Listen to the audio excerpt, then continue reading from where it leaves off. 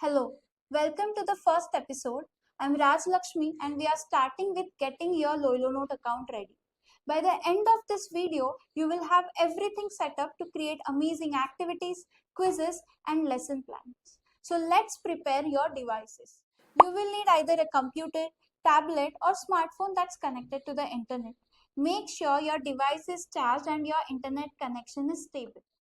So now let's install the LoiLoNote School. If you're using an iPad or iPhone, head to the App Store, search for LoiLoNote School and install it. Suppose if you are having Chromebooks, macOS, Windows and Android, we will use the web version. So first make sure you have Google Chrome installed on your device. Once Chrome is ready, open it and navigate to loilonote.app. For Android, the app is also available on the Play Store. Okay, so now I think everyone's app is ready. So before moving further, you should be ready with the login credentials. So your school must have provided you with login credentials. And if not, you can always apply for the free teachers account on the given link. So perfect. Now you have the LoiLoNote login page and we are going to sign in.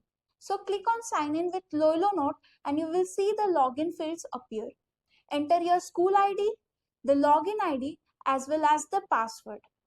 Click sign in and there we go. Welcome to your LoiLoNote dashboard.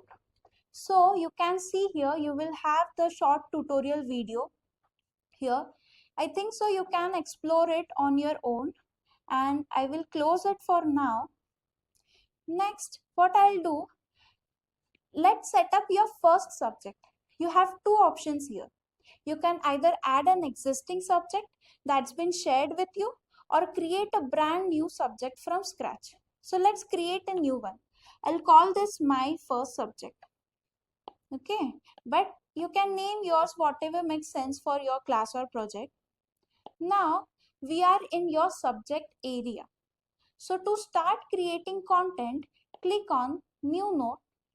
I'm going to name it as a new note only.